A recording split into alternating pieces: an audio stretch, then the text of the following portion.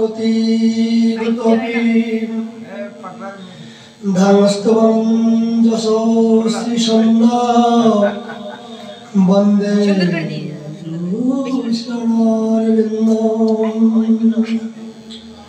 गुरावे गौरचन्द्राय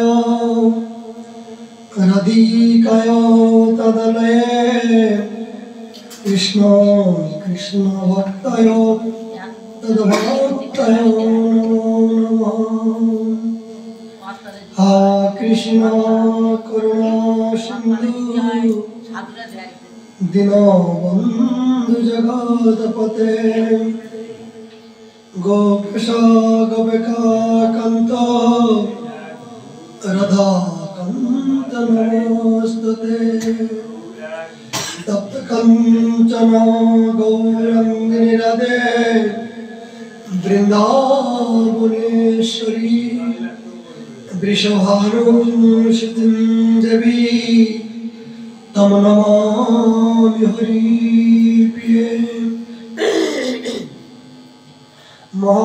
महावदान्मय कृष्ण प्रेम प्रदायते कृष्ण कृष्ण चैतन्य नाम्ने गोतृष्णे नमो जय सनातन भट्ट रघुनाथ श्रीजीव गोपाल भट्ट दास रघुनाथ ऐसा गोसार करी चरण वंदन जहते विघ्न नाशय अभीष्ट पूर्ण जदेर चरण सेवी भक्त शनिवास जनमे जन्म হয় যেন এই অভিলাষ মুখং করতি ভাচলং পঙ্গুং লঙ্ঘয়তে গিরিম যদ কৃপা তমং বন্দে পরমানন্দ মাধবম বাঞ্ছাকল্পতরুভ্যশ্চ কৃপা সিন্ধুভ্যেব চ পতিতানাং পাবনেভ্যো वैष्णवेभ्यो नमो नमः कलिजुग पावन अवतार श्री चैतन्य महाप्रभु अपार करुणाय श्री श्री राधा मदन मोहन जी चरण प्रांते श्री ताई गौर सीतानाथेर प्रसन्नतार जन्य श्रद्धेय गुरु महाराजेर आदेश क्रमे আমাদের এই নিত্য নৈমিত্তিক হরিকথার আয়োজন আজ আমাদের 500 দিনের বিষয় মহাপ্রভুর প্রিয় পার্ষদ বর্জন শ্রীকৃষ্ণদাস কবিরাজ বিরচিত চৈতন্য চরিতামৃত মহাগ্রন্থ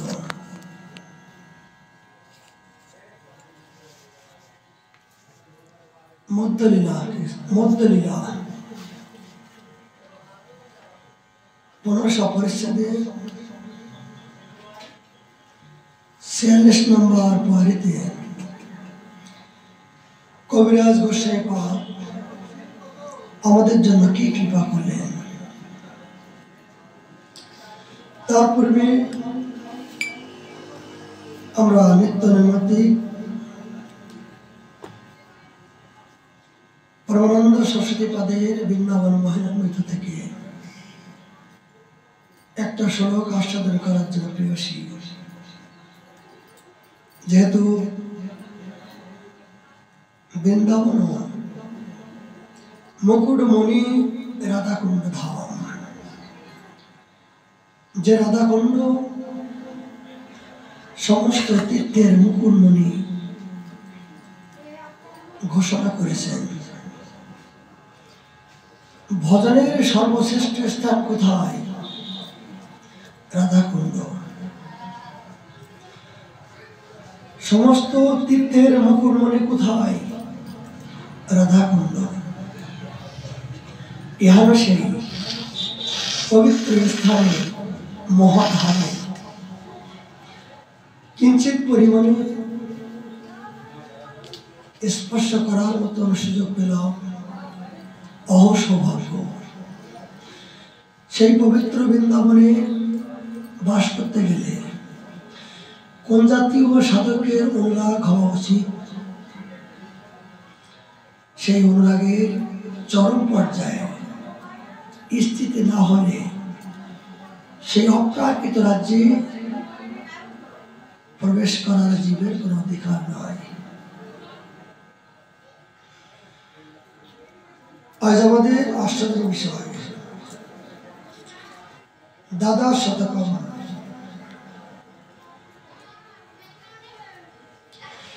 65 নম্বর শ্লোক থেকে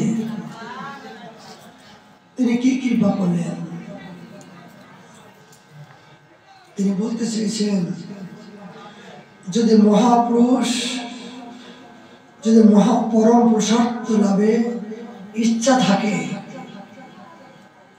এবং অল্প পরিশ্রম করে স্বীকার করিতে অনিচ্ছা হয়, তবে হে প্রিয়ে, শীঘ্রই বৃন্দাবনে যাও। কিন্তু স্বয়ং ভয়গ্রস্ত ব্রহ্মা শিবাদি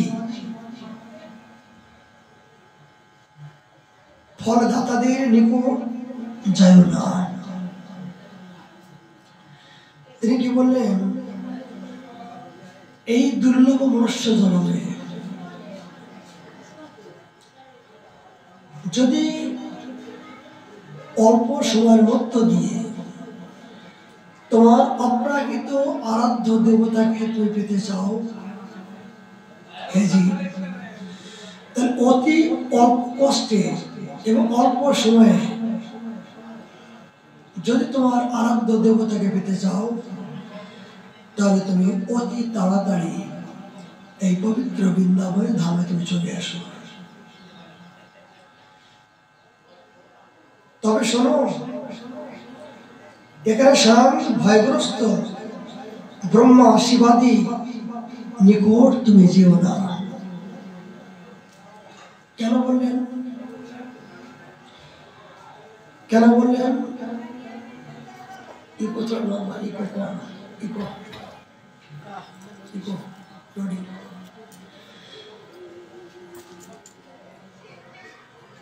সরস্বতী বাদ তিনি বললেন, তিনি বললেন যে তুমি বৃন্দাবনে যাও, কিন্তু একটি কথা, কিন্তু তুমি ব্রহ্মা লোকে, ইন্দ্র লোকে, পবন লোকে তুমি যেও না। কেন বললেন? যে ব্রহ্মালোকে যদি আমি যাই, ইন্দ্রলোকে যদি যাই, তাহলে ব্রহ্মার সৃষ্টির স্বীকৃতির অর্জন, ব্রহ্মালোকে গেলে যতক্ষণ পর্যন্ত আমার স্বীকৃতি থাকবে, ততক্ষণ পর্যন্ত আমি ব্রহ্মালোকে ভালোভাবে বিচার করতে পারব। স্বীকৃতির অর্জন হেজি, যখন তোমার স্বীকৃতি নষ্ট হয়ে যাবে, তখন তোমাকে আবার এই জন্মদ্বীপে আবার ধারাধামে তোমাকে আসতে হবে। ভগবান বলেন, এজি সাবধান, তুমি বৃন্দাবন এসো। আসলে কি লাভ? বলে বৃন্দাবনে বাস করলে, এখানে অবস্থান করলে, ভজন করলে, তোমার জন্ম জন্মান্তরে একবারে সমস্ত কর্মবন্ধন মায়ার বন্ধন মুক্ত করে তুমি অহেতুক প্রেম রাজ্যে তুমি প্রবেশ করার মতো তুমি সামর্থ্যবান হবে। কেননা এই বৃন্দাবন ধাম হলেন কল্পতরু, চিন্তামণি ধাম। এখানে ভজন করে যত তাড়াতাড়ি কিশোর কিশোরীকে প্রসন্ন করা যায়, যত তাড়াতাড়ি ইষ্ট দেবতাকে প্রসন্ন করা যায়, যা অন্যত্রে এত তাড়াতাড়ি তার ইষ্ট দেবতাকে প্রসন্ন করা সম্ভব নয়। এই জন্য বৃন্দাবনে ভজন করলে তার সেই সাধকের অতি তাড়াতাড়ি মনের আরাধ্য দেবতা ইষ্টদেবকে অতি সহজেই পাওয়ার সম্ভাবনা আছে। সরস্বতী মা বললেন, খবরদার শীঘ্রই বৃন্দাবনে যাও, কিন্তু স্বয়ং ভয়গ্রস্ত ব্রহ্মা শিবাদি ফলদাতাদের নিকট তুমি যেও না। জানতে ব্রত দেনা বেদবানো, পিতৃজান্তে পিতৃব্রত, ভূতারি জানতে ভূতের যা। অর্জুন, যারা দেবতা পূজা করে তারা দেবলোকে যায়, যারা পিতৃ পূজা করে পিতৃলোকে যায়, যারা ভূত পূজা করে ভূত লোকে যায়। বলে সব তো যাওয়া আসা হলো, লাভ কি? তাহলে পিতৃলোকে গেলে যতদিন পর্যন্ত তার সুকৃতি থাকবে ততদিন তিনি তার সেখানে ভালোভাবে বিচার করতে পারবে। যখন সুকৃতি শেষ হয়ে যাবে তাকে আবার জগতে আসতে হবে। যেমন গোস্বামী গৌর দৃষ্টান্ত দিচ্ছেন, আমি বৃন্দাবনে আসলাম, একটা নির্দিষ্ট ঘর আমি বুকিং করলাম 15 দিনের জন্য। এই 15 দিন আমি ভালোভাবে থাকছি, ব্যবহার করছি ইচ্ছাদের মতো। ঠিক 15 দিন হয়ে গেলে আমাকে কিন্তু যে বাবা তোমার 15 দিন শেষ হয়ে গেছে, চলে যাও, এই স্বীকৃতি শেষ হয়ে গেছে। 15 দিনের পরিবর্তে কিন্তু 16 দিন আপনার ঘরের ভিতরে জায়গা দেবে না। ঠিক দেবলোকে গেলে, পিতৃলোকে গেলে, ব্রহ্মলোকে গেলে জীবের কি অবস্থা? স্বয়ং ব্রহ্ম পর্যন্ত তারও ক্ষয় আছে, তারও মৃত্যু আছে, ইন্দ্রদেব তারও মৃত্যু আছে। মদ ভক্ত বিনাশ হতে, আমার ভক্ত হলে তার কোনোদিন বিনাশ হয় না। লাভ কি? যে আমার ভক্ত হলে তাকে আর পুনঃপি জন্ম, পুনঃপি মরণ, জননী জঠরে তাকে আর এই ত্রিতাপ যন্ত্রণার মধ্য দিয়ে তাকে আর অগ্নি দাহগ্নির ভিতরে তাকে আর প্রবেশ করতে হয় না। এই জন্য মাতা ভক্ত বারবার তিনি বললেন, আমার ভক্ত হও। এই জন্মে যদি সমস্ত বন্ধন মুক্ত করে অপ্রাকৃত রাজ্যে যাওয়ার যদি কারো ইচ্ছা হয়, সরস্বতী মা বললেন, সাবধান, তুমি ব্রহ্মাকে আরাধনা করো না, ভোলে বাবাকে আরাধনা করো না। তুমি সাক্ষাৎ বৃন্দাবনে এসে সেই যুগল কিশোরের চরণাশ্রয় করে তুমি নিজের জীবনকে উৎসর্গ করে দাও, যাতে তোমার জন্ম জন্মার্জিত সমস্ত বন্ধন এক মুহূর্তে মুক্ত হয়ে তুমি অপ্রাকৃত রাজ্যে তুমি প্রবেশ করার মতো সামর্থ্যবান। শুধু বৃন্দাবন ধামে পড়ে থাকাই নাই ভজন। কেন বৃন্দাবন ধামে পড়ে থাকলেই ভজন? গোস্বামীগণ কেন বললেন, যেখানে আলো বাতাস বৃক্ষলতা ঋষি মুনি তপস্বী সবাই ভজনন্দী, সবাই তপস্বী, সবাই ভজনে আবিষ্ট আছেন। তাদের হাওয়া যদি গায়ে লাগে, তাদের দৃষ্টি যদি একবার লাগে, তাহলে তাদের কৃপায় আমি যদি ভজন নাও করি, তাহলে তাদের কৃপায় আমার জীবনে কোনো না কোনো জীবনে ভজন হবেই হবে।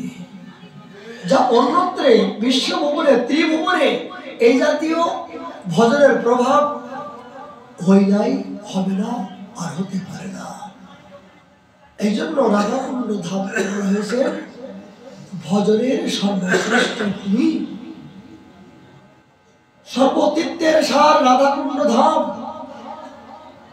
অহৌসভাব্য এখানে যারা বাস করছেন, যারা ভজন করছেন, তারা নিতান্ত শ্রীমতী রাধারানীর নিজজন কিঙ্কর কিঙ্করি ছাড়া এখানে সাধারণ ব্যক্তির পক্ষে স্পর্শ করার যোগ্যতা নাই। যা ব্রহ্মাদি দেবতা পর্যন্ত যে সৌভাগ্য হয় নাই। আজ পূর্ব জন্মাকৃত কোন স্বীকৃতি আছে বলে আমরা দাস অনুদাস হয়ে এখানে কিঞ্চিত পরিমাণে স্পর্শ করার মতো সুযোগ পেলাম। সরস্বতী বাদ এই বললেন যে তোমরা যদি অল্প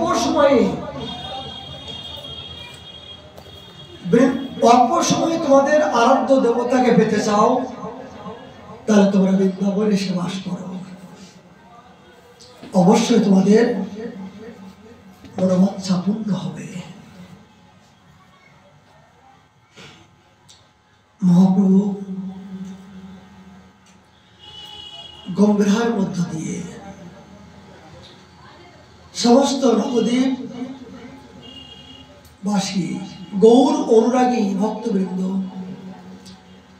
রথযাত্রা উপলক্ষে চতুর্মাস্য 4 মাস ব্যাপী তারা নিরাসন ধামে মহাপ্রভুর সান্নিধ্যে তারা বসবাস করেন।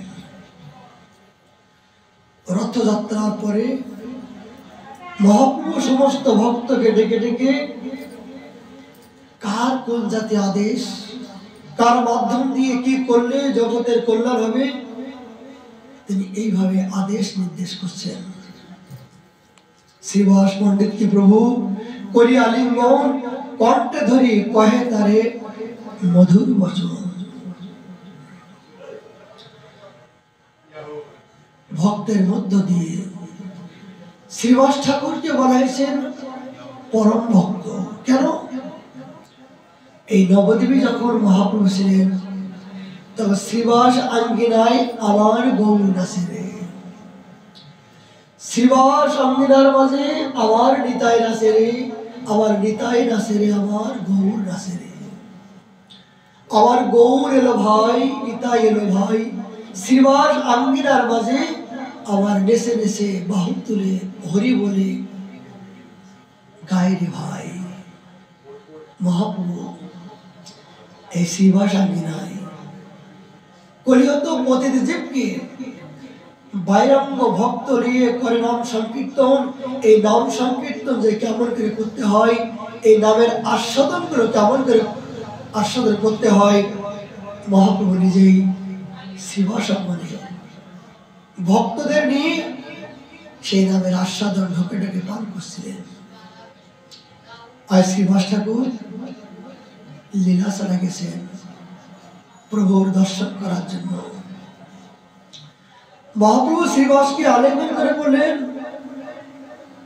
মধুর বচনে তোমার গৃহে কীর্তনে আমি নিত্য নাচিব, তুমি দেখা পাবে আর কেহ না দেখিবে আমায়। শ্রীবাস, ও শ্রীবাস, আমি কিন্তু ভুলি নাই তোমার আঙ্গিনার মাঝে যে কীর্তন করে আনন্দ পেয়েছি। আমি আজ গম্ভীরায় আসলো, আমি রাধা ভাবে ভাবিত হলো, আমি তোমার আঙ্গিনায় যে আনন্দ পেয়েছি এটা আমি ভুলি নাই। শোনো, আমি কথা দিচ্ছি আমি সর্বক্ষণের জন্য তোমার শ্রীবাস আঙ্গিনায় আমি কীর্তনে নর্তনে অবশ্যই আমি থাকবো। বলে জগতে কেউ না দেখতে পেলেও তুমি আমাকে দেখতে পাবে। মহাপ্রভু আজ্ঞা কোথায়? সদাই সর্বদাই শ্রীবাস আঙ্গিনার মাঝে, শশীর রন্ধনের মাঝে, রাঘব ভবনে আর নিতার নর্তনে, এই 4 জায়গায় মহাপ্রভু সদাই সর্বক্ষণের জন্য বিরাজমান। এখানে মহাপ্রভু বললেন, তোমার গৃহে কীর্তনে আমি নিত্য নাচিব, তুমি দেখা পাবে আর কেউ না পাবে। কেন বললেন? শ্রীবাস, শ্রীবাস ঠাকুর ছাড়া আর কেউ দেখতে পাবে না। কেন? শ্রীবাস ঠাকুর তো পরম ভক্ত না? কোন কোন ভাগ্যবানে দেখিবার পায় নিত্য নৈমিত্তিক লীলা। এ কথা কেন বললেন? যে শ্রীবাস অঙ্গনে আমাদের নিত্য নৈমিত্তিক অষ্টকালী লীলার মধ্য দিয়ে 10টায় 48 থেকে 3টায় 36 পর্যন্ত যে 12 দণ্ড কাল ভোগ আরতি হয়, মধ্যাহ্ন কাল যে ভোজন হয়, সেটা কিন্তু শ্রীবাস অঙ্গনে। নবদ্বীপ লীলায় যখন আমরা যাব তখন মধ্যাহ্নকাল কিন্তু শ্রীবাস অঙ্গনে ভোগ লেগে থাকে। কোন কোন সময়ে অদ্বৈত ভবনে লেগে থাকে। এটা নিত্য নৈমিত্তিক। এগুলো সাধক জীবনের চিরস্মরণীয়, চিরচিন্তনীয়। মধ্যাহ্নকালে ভোগ নিবেদন করলে যদি শ্রীবাস অঙ্গনের স্মরণ না করা হয় তাহলে কিন্তু আমাদের স্মরণ পরিপূর্ণ হবে না। কারণ মহাপ্রভু নিজে বললেন, তোমার গিরিয়ে কীর্তন আমি নিত্য নাচিব, নিত্য। এটা বলেন নাই যে আমি অমুক দিন অমুক তিথি নাচিব, নিত্য। বুঝছে তো? এটাই শিক্ষা দিচ্ছে যে অষ্টকালের লীলার ভিতরে নিত্য নৈমিত্তিক লীলার মধ্য দিয়ে মহাপ্রভু সর্বদাই এই শ্রীবাস অঙ্গনে আছেন। আচ্ছা, আমরা তো শ্রীবাস অঙ্গনে গেছি, কিন্তু মহাপ্রভুকে দেখতে পাইনি, পাচ্ছি না।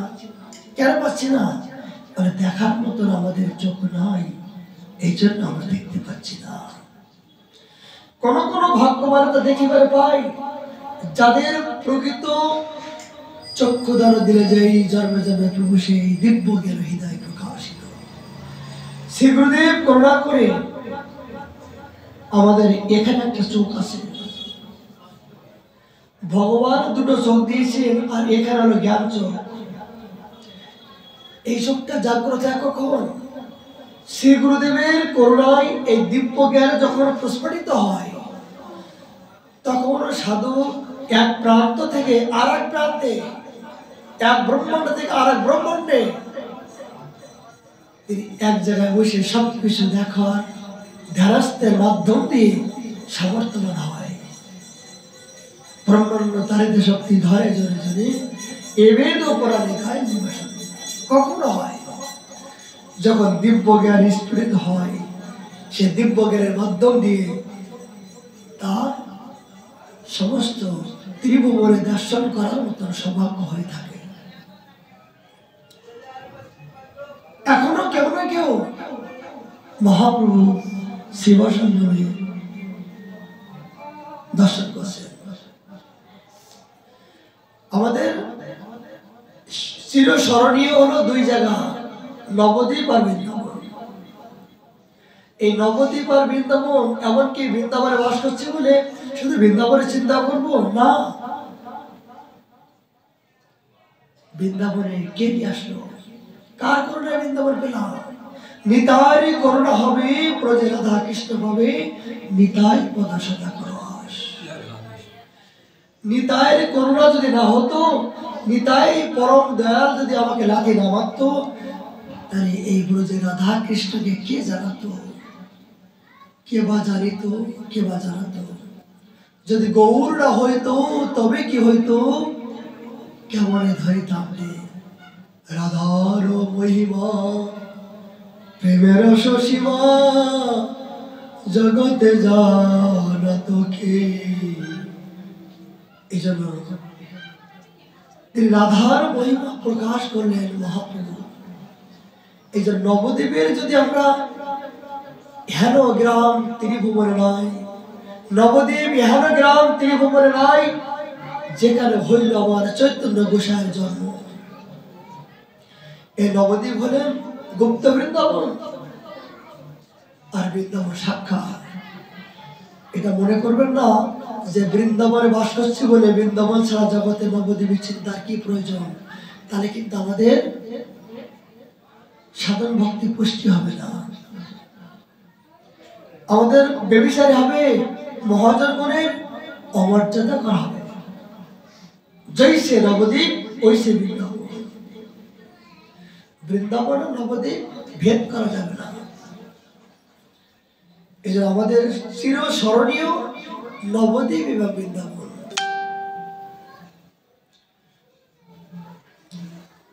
মহাপ্রভু শ্রীবাস ঠাকুরকে এটাই বললেন, এই বস্ত্র মাতাকে দিও, এ স্বপ্নসার দণ্ডবাদ করি আমায় ক্ষমাই অপরাধ।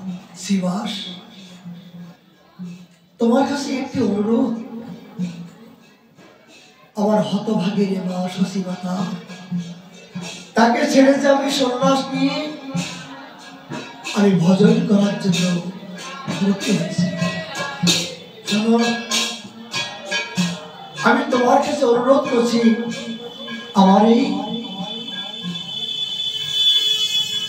এই বস্ত্র আমার মাতাকে মায়াকে দিও।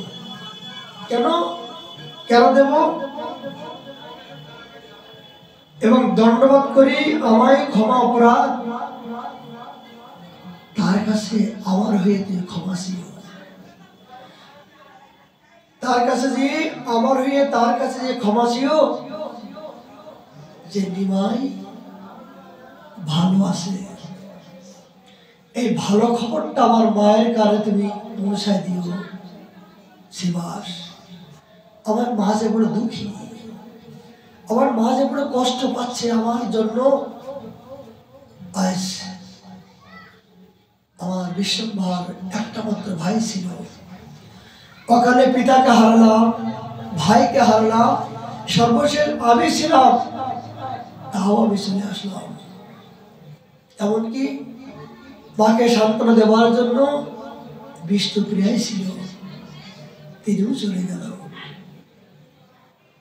আজ লক্ষ্মীপ্রিয়া আছে, আমার হতভাগিনী মা, তাকে দেখাশোনা করার মতো, তাকে সেবা করার মতো আমার সেই স্বীকৃতি বিধাতা আমাকে দিল না। এসি মাস, তুমি আমার হয়ে মাকে একটু প্রণাম জানিও।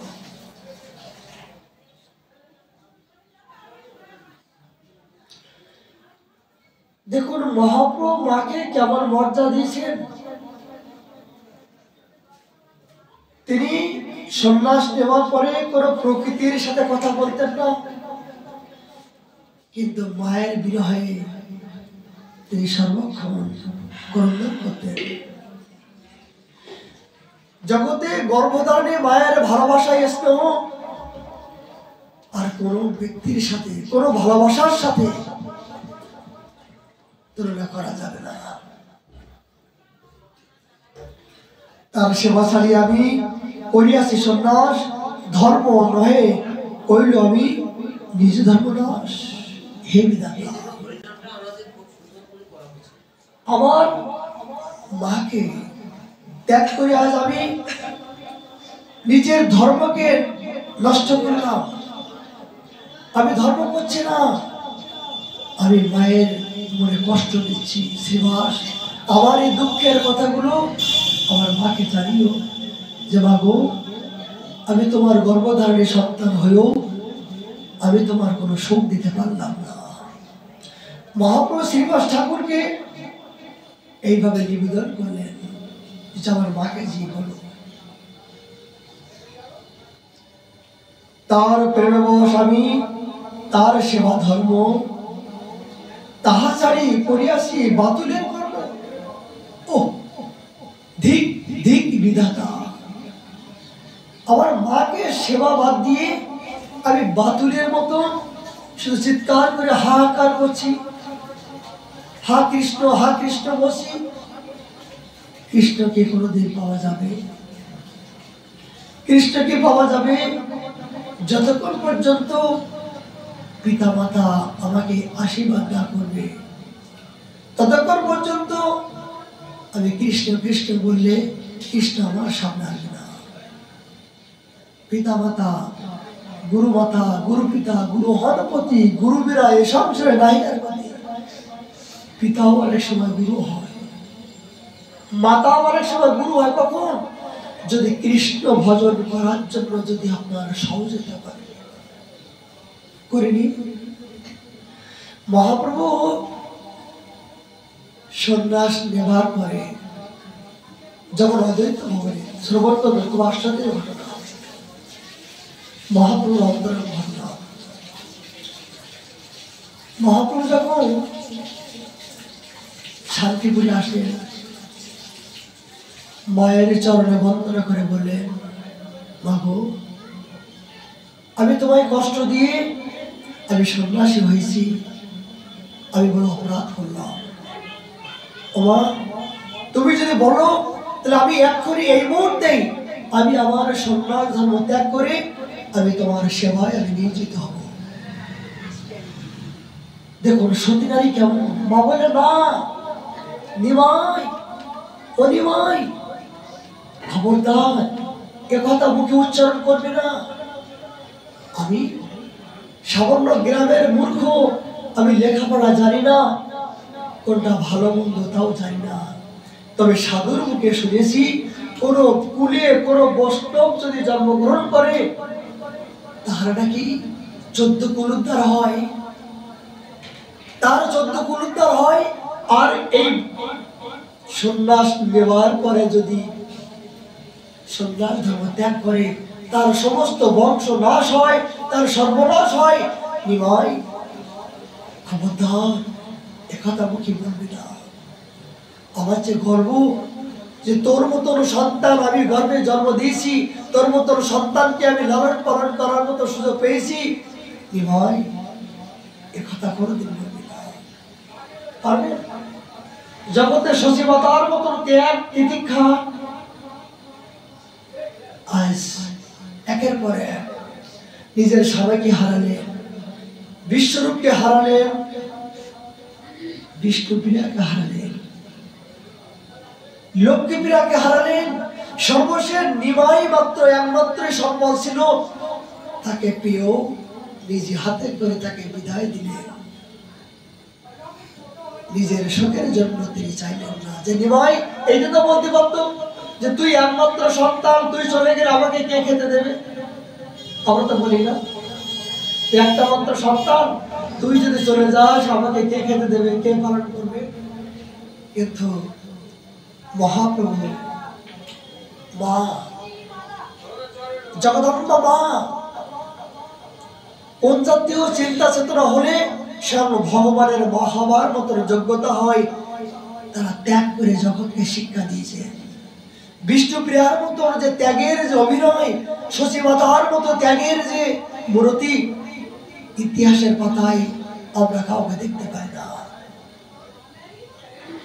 মহাপ্রভু সচিমাতার চরণে স্পর্শ করে তার আশীর্বাদ নিয়ে, মায়ের আশীর্বাদ নিয়ে, বাবু আমি বৃন্দাবনে যাব না। বাসা বৃন্দাবন অনেক দূর, এই বৃন্দাবনে গেলে আসতে অনেক দেরি হয়, সেখানে সহজে কেউ যাওয়া আসা করে না।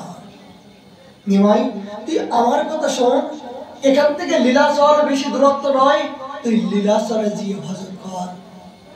আমি নীতি নীতি আমার গৌরদেশ থেকে যখন কেউ যাওয়া আসা করবে তাদের নিকট থেকে আমি তো তোর কথাগুলো শুনতে পাবো, যে আমার নিমাই কেমন আছে, আমার নিমাই কেমন আছে, এই কথা তো শুনতে পাবো। এই জন্য মহাপ্রভু মায়ের আজ্ঞায়, মায়ের আদেশে তিনি আজ লীলাচলে দিয়ে এই গম্ভীরার মধ্য দিয়ে তিনি ভজন করছিলেন। সেই মহাপ্রভুর জন্য, সেই মায়ের জন্য মহাপ্রভু কোন জাতি উল্লাহ।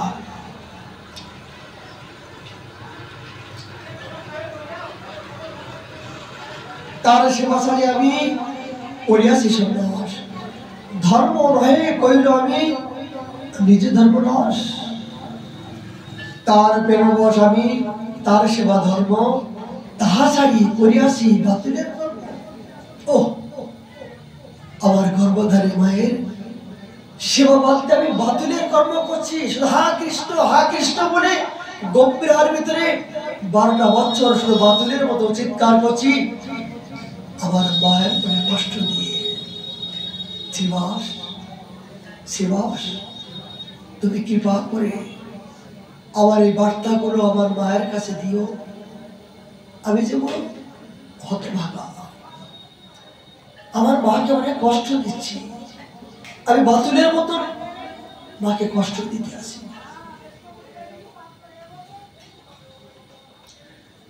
বাতুল বালকের মাতা নাহি নয় দোষ, এত জানি মাতা মরে মারিবে সন্তোষ।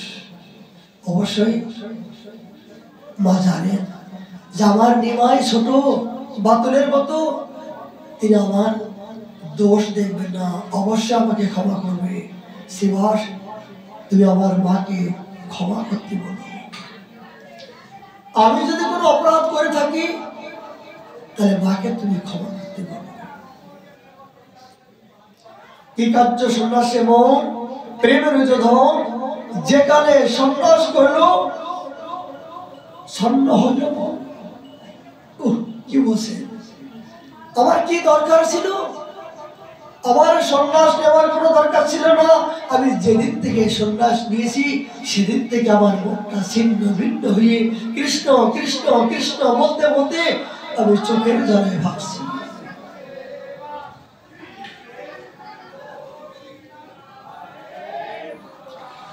সন্ন্যাস গ্রহণ করা আমার বরং অন্যায় হয়েছে, কারণ সন্ন্যাস গ্রহণ করার পর আমি মাতৃসেবা আমার পক্ষে ভালো ছিল। সেই মাতৃসেবা বাদ দিয়ে আমি আজ সন্ন্যাস নিয়েছি। শ্রীবাস, আমি জীবনে যে কত বড় অপরাধ করেছি, এই অপরাধ সারা জীবন এমন কোনো বাসন নাই ক্ষমা করার মতন। আমি বড় অপরাধ শ্রীবাস। মহাপ্রভু এ জাতীয় গম্ভীরায় মায়ের জন্য ক্রোধন করছেন, হাহাকার করছেন, চিৎকার করছেন, আমার কিছু হলো না, আমার কিছু হলো না, আমি কি করলাম, কি করলাম। এই জাতীয় হাহাকার ভক্তি জীবনের প্রতি প্রত্যেকের হওয়া উচিত। যার জীবনে হাহাকার নাই, উৎকণ্ঠা নাই, অনুরাগ নাই, তার জীবনে কোনো ভজন শুরু হয় নাই।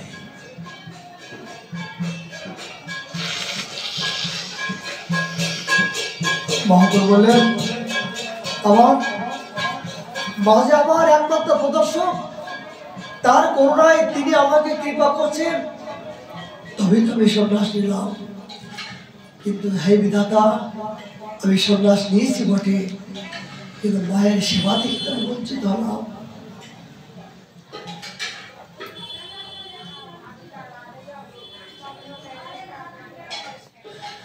লীলাচলে আসবই তাহার আজ্ঞাতে, মধ্যে মধ্যে আসিব তার চরণ দেখিতে। শ্রীবাস, তুমি মাকে যে বলো যে আমি লীলাচলে আসি বটে, কিন্তু মাঝে মাঝে আমি মায়ের কাছে গিয়ে দেখা করে আনবো।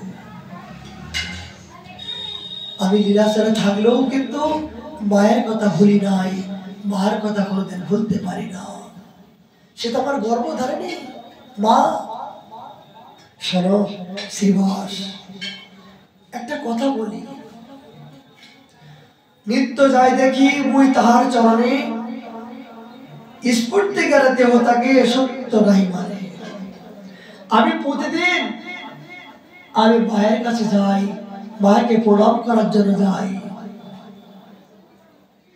আমি প্রতিদিন নবদ্বীপে যেয়ে মার কাছে যেয়ে মায়ের চরণে প্রণাম করি, কিন্তু তিনি তার স্ফূর্তি জ্ঞানে সে বুঝতে পারে না। আমি যে নিমাই তার পাশে গেছি, প্রণাম করছি, সে বুঝতে পারে না। শুধু নিমাই নিমাই বলে তার চোখের জল ফেলে।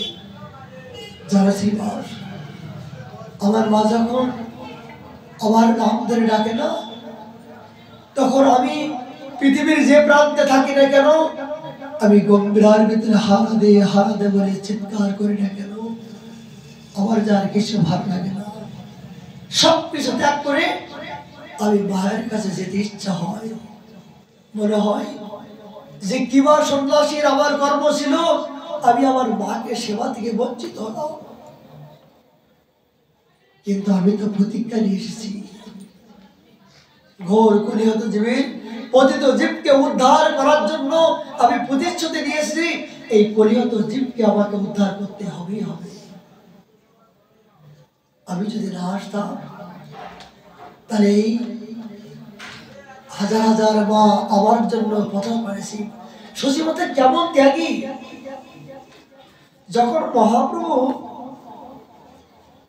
মায়ের চরণ ধরে ক্রন্দন করছেন, খুব আশ্চর্যের বিষয়, মাগো আমি যেতে চাই না, তোমাকে ছেড়ে যেতে চাই না, তুমি আমার মা, গর্ভধারিণী। তখন শশীমতা বললেন, নিমাই আমি তো তোর মাত্র একজন মা, এই কলিহত জীব উদ্ধার করার জন্য কোটি কোটি মা তোকে পাওয়ার জন্য এই পথ পারে বসে আছে, তাদের পাশে তুই যাবি না? নিমাই আমার মতন একটা মা তো উদ্ধার হলাম, কিন্তু কোটি কোটি মা তোর জন্য পথ পারে বসে আছে, তুই না গেলে তো তাদের এই দূরীভূত অন্ধকার দূরীভূত হচ্ছে না। যা এই জীবকে উদ্ধার কর, প্রতিটি জীবকে দয়া কর। দেখুন মার দয়া, মার কৃপায় মহাপ্রভু আজ এই প্রচার কার্যে তিনি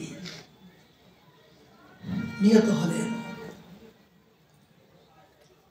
শ্রীবাসকে বললেন, আমি মধ্যে মধ্যে যাই, কিন্তু মা বুঝতে পারে না। নিত্য যাই দেখি মুই তাহার চরণে, স্ফূর্তিকার দেবতা সত্য নাই মানে। একদিন সাধারণ ব্যঞ্জন ৫-৭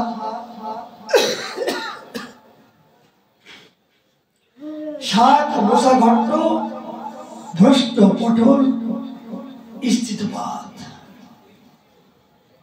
একদিন আমার মা, আমি যেগুলো ভালোবাসি, যেগুলো আমার প্রিয় বস্তু, সেইগুলো আমার সামনে বিভিন্ন ভাবে ভোগ লাগাইছিল, ভোগ নিবেদন করছিল। লেবু আধা খণ্ড, দধি দুগ্ধ খণ্ড সার, শালগ্রামে সমর্পিত বহু প্রসার। আমাদের আরাধ্য দেবতা ছিল শালগ্রাম, নারায়ণ সেবা। তৎকালীন দিনে মহাপ্রভুর মা এই নারায়ণ পূজা করত। প্রসাদ হইয়া কোলে করণ ক্রন্দন, নিমাই প্রিয় মোর এসব ব্যঞ্জন। নিমাই নাহি ঘরে কে করে ভোজন, মোর ধ্যানে অস্ত্র ধরে ভরিল নয়ন। ও কি বিরহ! শশীমাতা চৈতন্যদেব যখন শশীমাতার গিরিয়ে ছিলেন, তখন মশার ঘণ্ট, বিভিন্ন লাবড়া যেগুলো খেতে ভালোবাসত, শশীমাতা রন্ধন করে মন্দিরের ভিতরে সাজিয়ে দিয়েছে। দিয়ে চোখের জলে ভাসে বললেন, হে নারায়ণ, হে বিধাতা, তোমার সামনে তো ভোগ নিবেদন করলাম, কিন্তু তুমি তো খাবে না। তোমার খাবার পরে এই ভোগগুলো তো আমার নিমাই পেত, নিমাইকে খাওয়াতে পারতাম, কিন্তু আজ আমার ধিক পোড়া কপাল, এই প্রসাদ তো আমার নিমাই নাই, কে খাবে? কাকে দেখবো? আমি কাউকে দেখতে পাচ্ছি না। নিমাই প্রিয় মোর এসব রন্ধন, নিমাই তো এগুলো প্রিয় ছিল, নিমাই তো এগুলো ভালোবাসত। নিমাই নাই ঘরে কে করিবে ভোজন, মোর ধ্যানে অশ্রু জলে করিল নয়ন। চোখের জলে বুক ভাসিয়ে দিচ্ছেন শশীমাতা। এদিকে গম্ভীরার ভিতরে চৈতন্যদেব থাকতে পারলেন না। মায়ের চোখের জল দেখে তিনি আর থাকতে পারলেন না। শীঘ্র যায় মুই সব করিব ভোজন, শূন্য পাত্র দেখে অশ্রু করিয়া বর্জন। মহাপ্রভু শ্রীবাসকে বলছেন, শ্রীবাস জানো, আমার মা যখন আমাকে নিবেদন করছিল, যখন চোখের জলে ভেসে দিচ্ছিল, আমার নিমাই নাই, কে খাবে? এগুলো তো নিমাই ভালোবাসতো খেতে। দেখুন, জগতে যাকে যত বেশি ভালোবাসে জীবনে সর্বোপরি বস্তু যদি জীবনে হয়, তাহলে তাকে দেওয়ার জন্য কিন্তু প্রাণ ছটফট করে। জগতে আপনি মন থেকে যাকে ভালোবাসবেন, কোন ভালো কিছু দুর্বল হয়ে যদি ওকে দিতে পারতাম, যদি ওকে পড়াতে পারতাম, এইটা হলো প্রত্যেকের ভাবনা থাকে। ভক্ত যেমন সর্বক্ষণের জন্য তারা যা কিছু আহার করেন, বিহার করেন, বাজার করেন, সবই ভগবানের প্রসন্নতার জন্য, ভগবানের সুখের জন্য, আত্ম ইন্দ্রিয়ের জন্য তো সাধক হন না।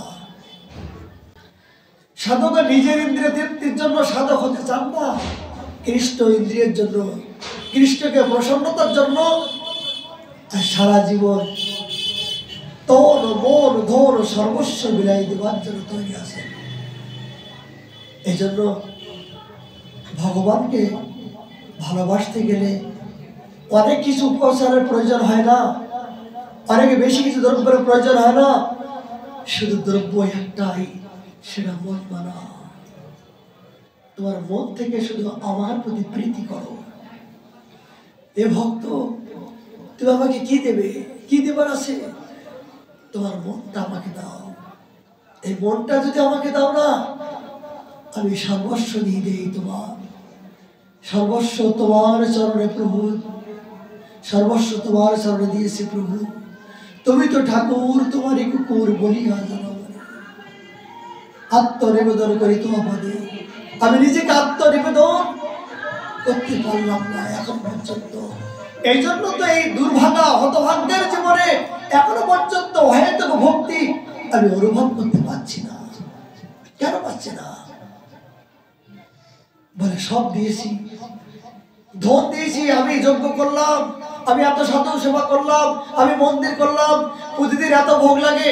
বলে সব তো তুমি দিয়েছো, কিন্তু একটা জিনিস তো তুমি এখন দিতে পারোনি। বলে কি? তোমার মনটাকে দিয়েছো। বলো তো, ভগবানের সামনে তুমি যজ্ঞ করলে, হোম করলে, তপস্যা করলে, আমি বস্ত্র দান করলে, সব দিলে, নিজের মনটা তো তুমি দিতে পারলে না। অহম ভক্ত পারলে না।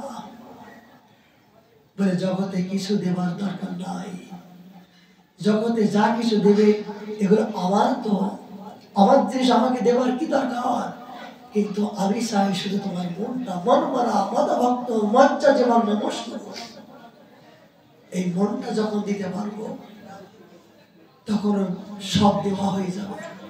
মনটা যখন আত্মনিবেদন করতে পারবো তোমার চরণে, প্রভু আমি তোমায় হলাম, জগতে যা কিছু পেলাম তোমার থেকে পেলাম, আর যা কিছু পেয়েছি তোমার থেকে পেয়েছি, আর যা কিছু হয়েছে তোমাকে আত্মনিবেদন করলাম।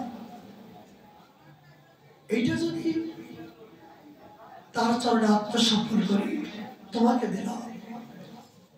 আমার আমার বলে কিছু নাই, আমি এবং আমার, এই আমি এবং আমার এই কথাগুলো সারা জীবনের মতন গলা টিপে বেড়ে ফেলা না পর্যন্ত আমি অহেতুক প্রেম রাজ্যে যেতে পারবো না। আমি আমার, এটা মহাকাল, সাধক জীবনের এটা মহাকাল। যেদিন থেকে গুরুচরণ আশ্রয় করা হবে, সেদিন থেকে নিজেকে এই দুটো বস্তু গলা টিপে না মারা পর্যন্ত আমি ওই প্রেম রাজ্যে প্রবেশ করতে পারবো না। কেন? প্রভু সবই তোমার, জগতে যা কিছু সবই তোমার। বলে তোর কি? বলে আমার যদি হয় একমাত্র তুমি প্রভু, আমার যদি হয় একমাত্র তুমি, তুমি ছাড়া আমার আর কেউ নাই। তুমি পিতা, তুমি মাতা, তুমি হর পতি, তুমি বিনা জগৎ সংসারে আর নাই।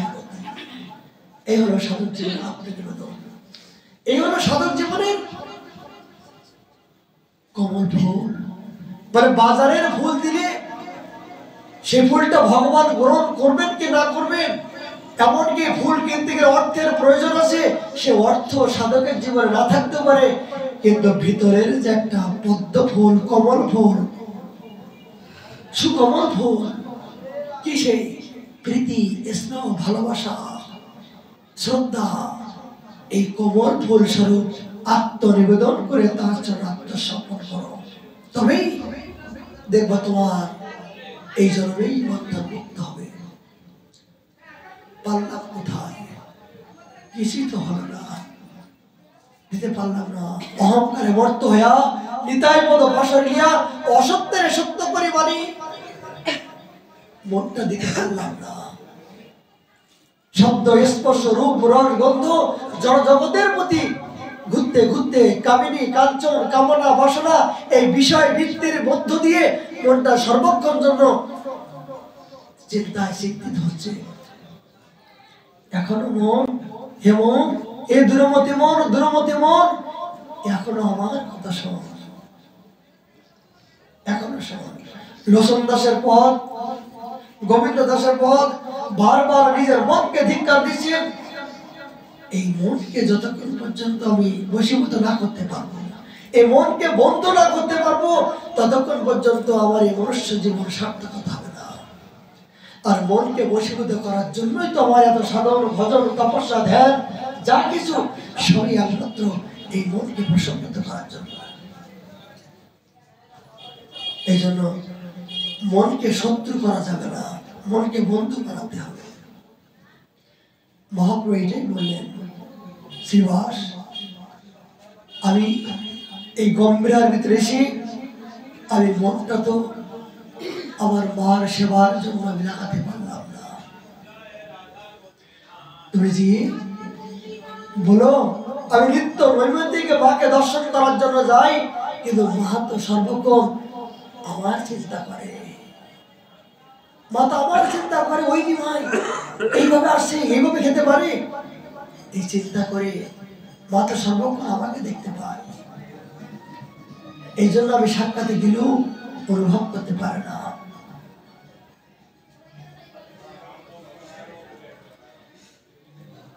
আমাদের আস্বাদের পাঠ, এগুলো মহাপ্রভু আমাদের অন্তরঙ্গ শক্তি।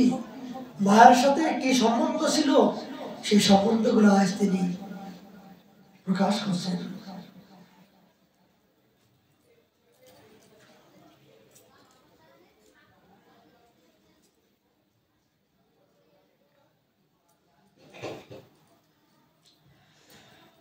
তখন মহাপ্রভু যখন মা চোখের জলে ভোগ নিবেদন করলেন, মহাপ্রভু থাকতে পারলেন না, আর গম্ভীর থাকতে পারলেন না। শীঘ্র যাই মই সব করিব ভক্ষণ, শূন্য পাত্র দেখে অশ্রু করিয়া বর্জন। শ্রীবাস, মা যখন সব নিবেদন করছিল, তখন আমি মন্দিরের ভিতরে গিয়ে আমি সমস্ত সবকিছু প্রসাদ পেয়ে সমস্ত পাত্র আমি খালি করে দিয়েছিলাম। মা হঠাৎ করে এই চোখ বন্ধ করে ধ্যান করছিল, তো ধ্যান যখন ভঙ্গ হয়ে গেল, দেখলেন খালি পাত্র। এই খালি পাত্র দেখে মা তখন চোখ মুছছেন, আমি স্বপ্ন দেখছি না তো, কে অন্য ব্যঞ্জন খাইলো, শূন্য কেন পাত, হেন বুঝি বাবা গোপাল খাইলো সব ভাত। মা বলেন, ও আমি তো এতক্ষণ ভোগ লাগালাম, কিন্তু লাগানোর পরে পাত্র খালি দেখতে পাচ্ছি, কিছু দেখতে পাচ্ছি না, কোথায় গেল? হে বালক গোপাল, তুমি কি সব খেয়ে নিলে? তুমি কি সব খেয়েছো? ওই আমি তো দেখতে পেলাম না। তারপরে আমি মনে করাই ভোজনে অন্তরে মানুষের সুখ বাচ্চ নাই মানে। এই বিজয়া দশমীতে হইল এই নীতি, তাকে পুড়িয়া তাকে করানো প্রীতি। এই বিজয়া দশমীর দিন না, এই যে আমরা বিজয়া দশমী, ওই দিনকে মহাপ্রভু শশী মাতার ঘরে গিয়ে শশী মাতার রন্ধন সাক্ষাতে তিনি পেয়েছিলেন।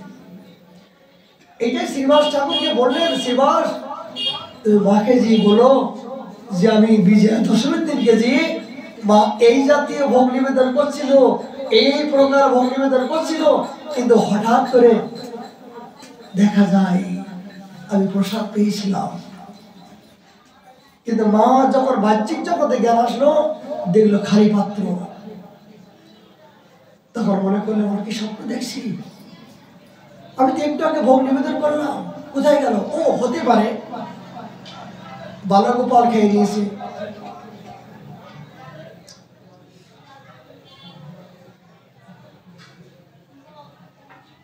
তাহারে পুছিলে তারে করাইল প্রীতি, এতে কহিতে প্রভু বিভোর হইল। লোক বিদায় করিতে প্রভু ধৈর্য করিলা। রাঘব পণ্ডিতে কহে বসন শোনো। রাঘব, আমি তোমার করে নিবেদন, তোমার কাছে এক নিবেদন কি, তোমার শুদ্ধ প্রেমে আমি হই তোমার। বলছেন না, শশীর রন্ধনে আর রাঘব ভবনে, নিতার নর্তনে আর শ্রীবাস অঙ্গনে মহাপ্রভু সদায় অবস্থান করছেন। শ্রীবাস ঠাকুরকে বললেন, এবার রাঘবকে বললেন, রাঘব, আমি তোমার শুদ্ধ প্রেমের পাশে আমি নিজেকে বিক্রি করে দিয়েছি। ইহার কৃষ্ণ সেবার কথা শুনো সর্বজন, পরম পবিত্র সেবা অতি সর্বোত্তম। মহাপুরুষ ভক্ত যত বৈরাগ্য প্রধান, তাদের কি অপ্রসন্ন গৌর ভগবান। এই গৌর ভক্তের বৈরাগ্য ত্যাগ তিতিক্ষা না দেখলে আমাদের জীবনে কিন্তু বৈরাগ্য আসবে না।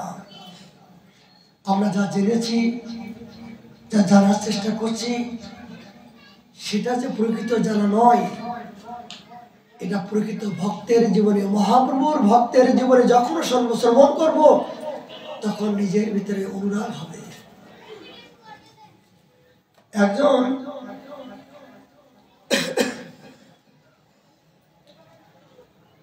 মন্দিরে যাবেন, জুতো নাই, পায়ে দেওয়ার জুতো নাই। ছেলেকে বললেন, তোদেরকে এত কষ্ট করে লেখাপড়া শেখাচ্ছি, একজোড়া জুতো কেনার টাকা তোদের হচ্ছে না।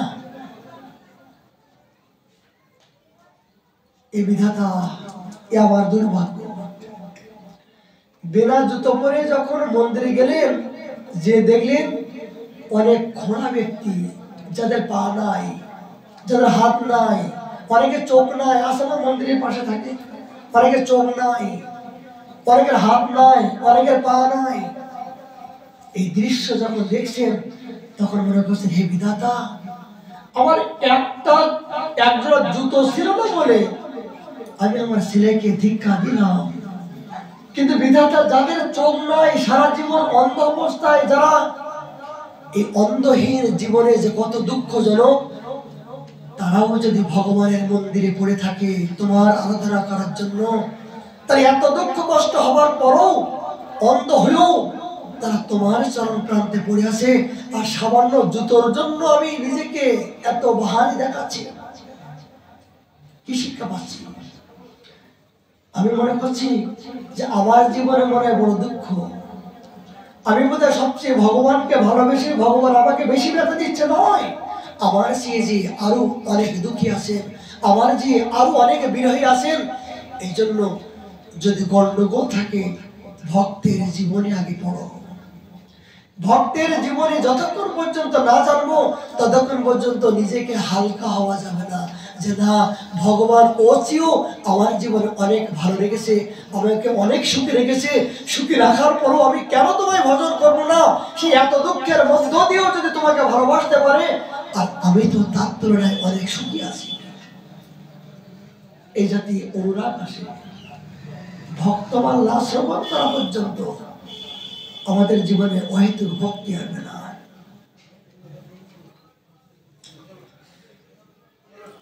জগন্নাথ দেবের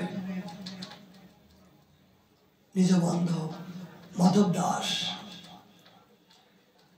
এই মাধব দাস ছিলেন সক্ষতা, জগন্নাথের সাথে সর্বক্ষণ একই সাথে খেলা করতেন।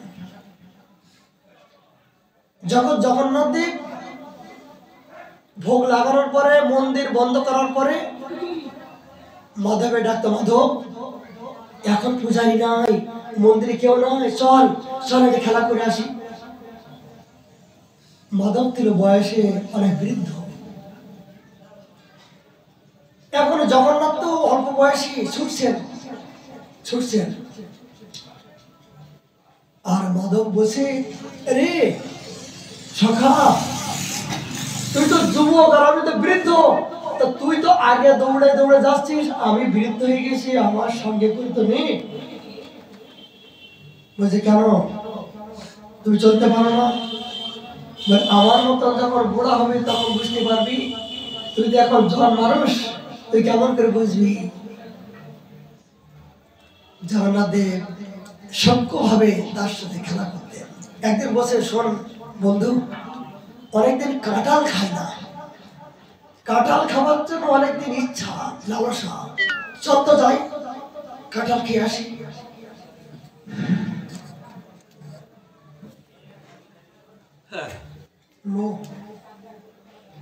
কাঁঠাল খেয়ে আসি। এখন মাধবদেব বলছে, শোন, আমি যেতে পারি, শর্ত আমি সব জায়গায় জানি, তুই কিন্তু সবাইকে ঠকাস, আর এখনো ঠকাবার জন্য তোর সেই ইচ্ছা নাই তো? তুই তাড়াতাড়ি আমাকে ফেলে তুই একাই পালাবি আর আমাকে বিপদে ফেলবি, কথা দে। তোর সারা জীবন দুষ্টামি, সারা জীবন চালাকি, সারা জীবন বদমাইশি জগতে কেউ না জানলেও আমি জানি। শাখা এরকম না বন্ধু, আমি তোকে মনে প্রাণে ভালোবাসি, আমার বন্ধুর কষ্ট কি কোনোদিন আমি সহ্য করতে পারি? কোন বন্ধুর কষ্ট কি কোন বন্ধু সহ্য করতে পারে? জগন্নাথ দেব মাধবকে নিয়ে আজ গেলেন কোথায়? কাঁঠাল বাগানে। এই কাঁঠাল বাগানে যখন গেলেন তখন কি করলেন? মাধবকে বলে, মাধব তুই ওপরে গাছে উঠ আর আমি নিচে ধরবো, ওপর থেকে তুই দিবি আর আমি নিচে ধরবো, নিচে তো একজন ধরার দরকার। বলে খবরদার, আমি উঠতে পারি, কিন্তু আমি ওপরে যখন থাকবো তুই যদি পালিয়ে চলে যাস তাহলে আমি যে ধরা খেয়ে যাবো। বলছে না বন্ধু, আমি তোকে যখন নিয়ে আসছি তোকে একা রেখে চলে যাবো না। দেখুন ভগবানের ভক্তের সাথে কি আনন্দ করে। মাধব দাস গাছে উপরে উঠলেন, ওঠার পরে ওপর থেকে যে কাঁঠাল ফেলে দিলেন, দম করে শব্দ হলো। যে দম করে শব্দ হলো তখন এই জঙ্গলের যে পাহারাদার ছিল সে বুঝতে পারে কি ব্যাপার, এই শব্দ হলো কোথা থেকে, কেউ তো নাই। তিনি লাঠি নিয়ে ছুটে যেই গেছেন, দেখে যে কাঁঠাল দপ করে পড়ে গেছে। আর জগন্নাথ করলেন কি, ওই কাঁঠালটুকু রেখে দিয়ে দৌড়ে, কাঁঠালকে রেখে দিয়ে দৌড়ে। এখন জগন্নাথ যখন দৌড়াচ্ছেন তখন ছিল কাঁঠাল বন। জগন্নাথ দেবের গায়ে যে উত্তরী ছিল ওই উত্তরীটা কাঁঠাল লেগে বেঁধে গেল। আর জগন্নাথ দেব সাক্ষাৎ মন্দিরে গিয়ে বাবা ভদ্রলোক হয়ে বসে আছে। দেখ আমি কিছুই জানি না, আমি কিছুই জানি না, আমি ভগবান মন্দিরে আছে, আমাকে কেউ চোর বলবে? মন্দিরের ভিতরে যে ভগবান থাকে তো ভগবানকে বলতে পারবে যে আমি চোর? পারবে না। এদিকে মাধব দাস ওই জঙ্গলের যে মালিক, এই লাঠি নিয়ে বসে, শোন, এতদিন বাগানে চুরি হয়, আমি মনে করি যে এ চোর কোথায়, এই চোরের তো ঠিকানা কোনোদিন জানি না, আর এই চোর আমি ধরতে পারি না, দেখতে পারি না, আজকে হাতে নাতে ধরেছি, আমি হাতে নাতে ধরেছি, তোকে আমি ধরে নিয়ে যাবো রাজার কাছে। বলে বাবা তোর হাত ধরে ধরি, আমি একা আসিনি। বলে কে এসেছিল? বলে জগন্নাথ এসেছিল আমার সাথে। বলে জগন্নাথ তো মন্দিরে থাকে, জগন্নাথ তো ভগবান, জগন্নাথ দেব তোর মাথা খারাপ হয়েছে। বলে লাঠি যখন উঁচু করছে তার মাথা বলছেন, বন্ধু আমি হয়েছি বুড়ো, আরে বুড়োকে এই জাতীয় সাজা দেওয়ার জন্য তোর ইচ্ছা? তা বুড়ো বয়সে মার খাবি যদি তুই শান্তি পাস? তুই এখন ভদ্রলোক হয়েছিস, তুই এখন ভগবান হয়ে মন্দিরে যে বসে আছিস, এবার আমাকে যে পিটানি খেতে হবে, উপায় কি? মাধব দাস বললেন, দেখো আমি একা চুরি করিনি, সত্যি কথা বলছি, আমি কোনোদিন মিথ্যা কথা বলিনি, ওই আমি আসতে চাইনি, ওই মন্দির থেকে ওই জগন্নাথ দেব ওই শয়তান বদমাশ বাটপার চোরের শ্রাবণী সারা জীবন চুরি করতে করতে ওই চোরের স্বভাব এখনো তার যায়নি।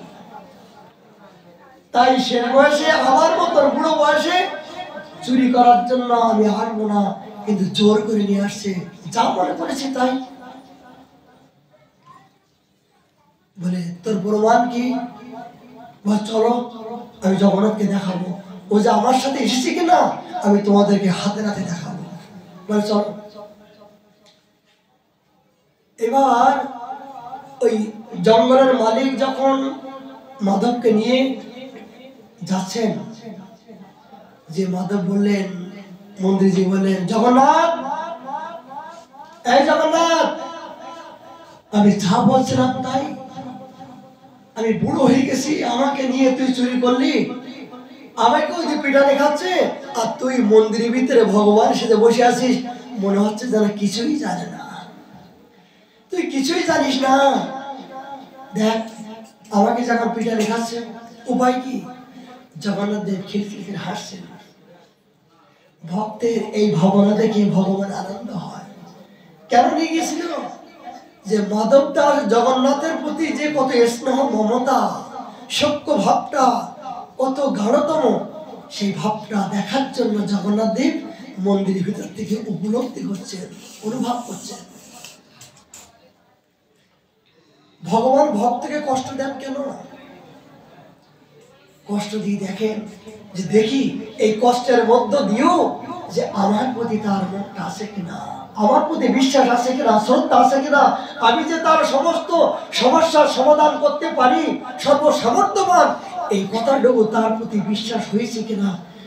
আমি কিন্তু তাকে দূরে দিই না, আমি সর্বক্ষণ ছায়াসন থাকি। আমি দেখি যে সে জগতের প্রতি মোহিত হয়েছে কিনা, এই বিপদের সময় আমার স্বর্ণপূর্ণ হয়েছে কিনা।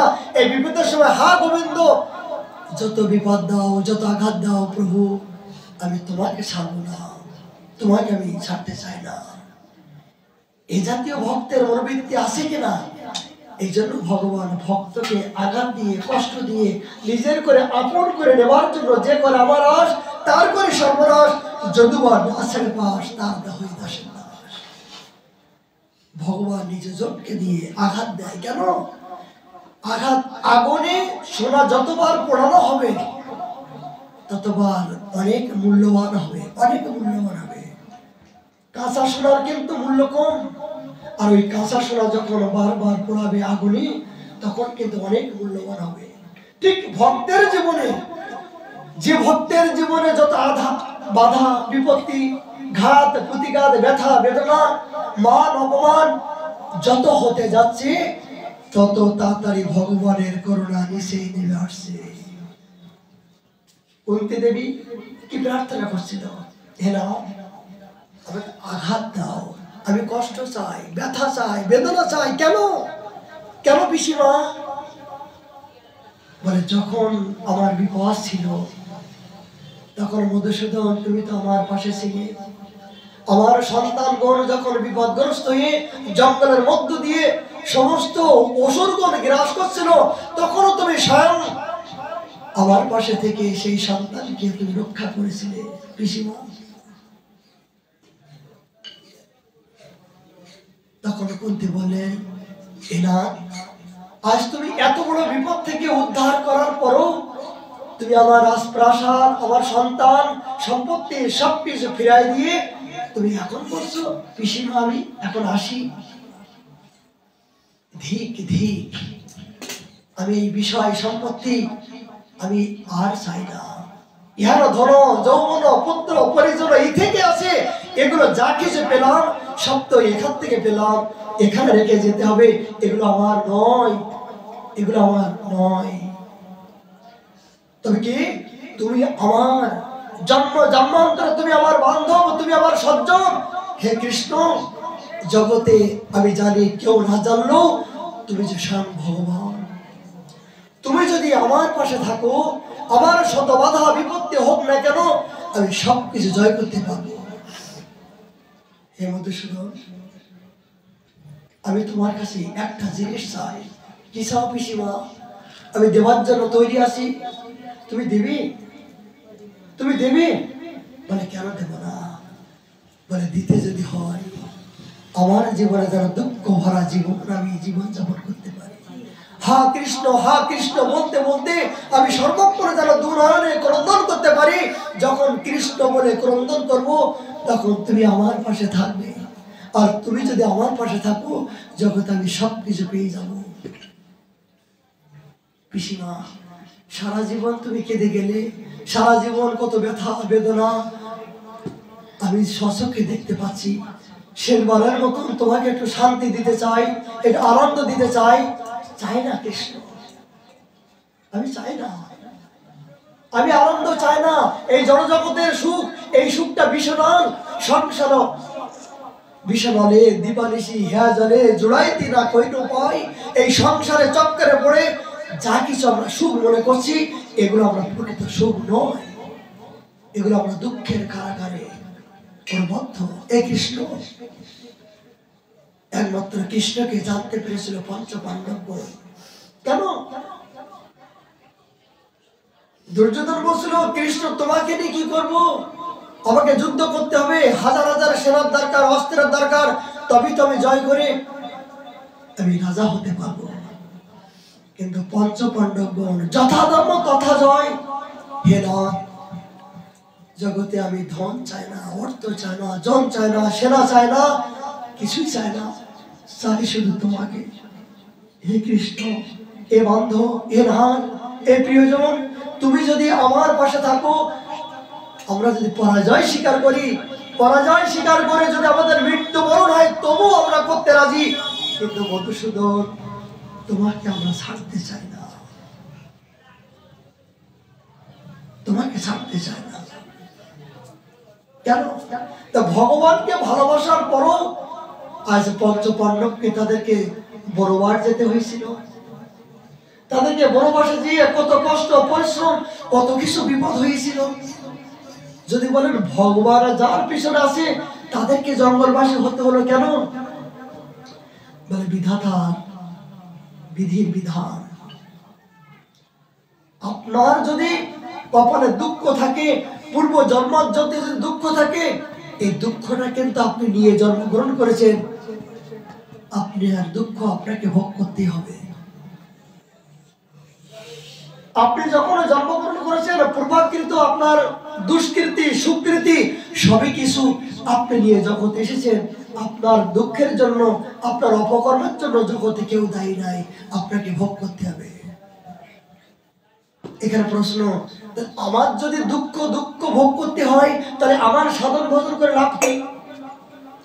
ভজন করে লাভ কি? ভগবান বললেন এইটাই তো সবচেয়ে বুদ্ধিমান। আমার ভজন করলে, আমার সাধন করলে লাভ একটাই, যে তোমার জন্ম জন্মাচিত যে প্রারব্ধ ভোগ বাসনা বৃহৎ আকার আছে সেগুলো কৃপা করে আমি ছোট করে দিয়ে, এই ভোগ বৃত্তিগুলো ছোট করে দিয়ে আমার করে নিয়ে তারা তাকে অহেতুক ভক্তি আমি প্রদান করি। এই জীব তোমার কেমন হতে পারে, এই ভব সংসারে এই পাড়ি দিতে গেলে তোমার অনেকে জন্ম লাগতো, কিন্তু যখন তুমি আমার ভক্ত হয়েছো, আমার গোড়া কীর্তন করছো, তখন এই ভব সংসারগুলো, বিরাট সংসারগুলো গরুর পায়ের মতো ছোট করে নিয়ে আমি তাড়াতাড়ি কৃপা করে বন্ধন মুক্ত করে আমার আনিজ করার জন্য আমি চেষ্টা করি। এই হলো ভক্ত হওয়ার লক্ষণ। এই জন্য ভক্তি জীবনে কিন্তু অনেক বাধা বিপত্তি হলেও হেরার চেষ্টা করবেন না। ধর্মকে নিয়ে যদি, ভগবানকে ভালোবেসে জীবনে যদি একদিন আমি সংগ্রাম করে যদি বলতে পারি, হে নাথ, হে বান্ধব, হে প্রিয়জন, আমি তো একদিনের জন্য হলেও তোমাকে হরি বলে ডেকেছিলাম, একদিনের জন্য হলেও কৃষ্ণ কৃষ্ণ বলে আমি চোখের জল ফেলেছিলাম, না কেন তুমি আমার ভুলে যাওয়া? ওই একদিনের জন্য সারা জীবনের আপনার বন্ধন করতে হবে। কিন্তু সারা জীবন যদি হরি ভজন ছাড়া, ধর্মহীনা পশু সকলা ধর্মকে বাদ দিয়ে যদি আপনি 1000 বছর যদি এই জীবন নিয়ে বেঁচে থাকেন, তাহলে এইটা প্রকৃত জীবনের মতো জীবন নয়, মনুষ্য জীবন নয়। বৃক্ষগুলো কত বছর বেঁচে থাকে, সাপগুলো কত বছর বেঁচে থাকে, কিন্তু তারা কি কৃষ্ণ বলতে পারে? তারা কি হরি বলতে পারে? তারা কি ভগবানের এই অপরূপ লীলা দর্শন করা সৌভাগ্য হতে পারে? কদাপিও নয়। এই দুর্লভ মনুষ্য জীবের জন্য এই মূল্যবান সম্পদ আমাদের জন্য ভগবান কৃপা করেছেন। হে জীব, এই সম্পত্তি পাওয়ার একমাত্র অধিকারী দুর্লভ মনুষ্য জন্ম পায়া রাধা কৃষ্ণ না বুঝায় দুঃখ করিবার। এই দুঃখ থেকে যদি নিবারণ করতে চাও তাহলে ভজ ভজ মন গোবিন্দ চরণ, এছাড়া জীবের আর কোনো উপায় নাই, গতি নাই, গতি নাই। বলতে বলতে তো সময় অনেক অতিক্রম। মাধব দাসের জীবনী আমরা শ্রবণ করছিলাম, কিন্তু মহাপ্রভু করুণা হলে আমরা আগামীকাল আবার বাদ বাকি অংশ 6টার মধ্যে শেষ হয়ে গেছে। আর আপনাদের একাধিক করে কষ্ট হচ্ছে, নিজেদের নিত্যকর্ম আছে, তো এই জন্য বেশি দীর্ঘায়ু করবো না। আমাদের নিত্য অনুমতি এতে একদিনই পাঠ নয়। দেখুন, অন্য জায়গায় 1 সপ্তাহ পাঠ করে বিশ্রাম, কিন্তু আপনাদের করুণায়, আপনাদের প্রসন্নতার জন্য, গুরু মহারাজের আদেশ ক্রমে নিতাই গৌর মদন মোহনের প্রসন্নতার জন্য আমাদের নিত্য অনুমতি পাঠ।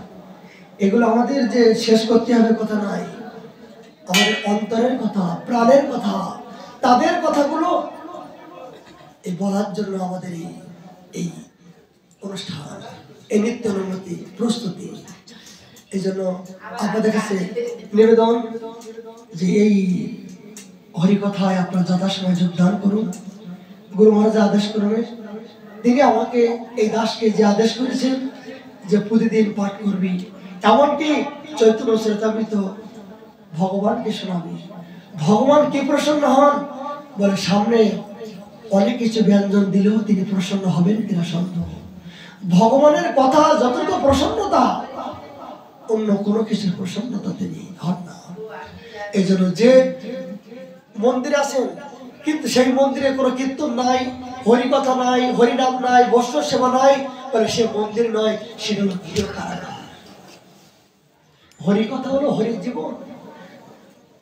যে মন্দিরে, যে হরির মন্দিরে হরিকথা না হয় সেই মন্দির হয় না, সেই মন্দিরটা ভগবানের প্রসন্নতা হন না।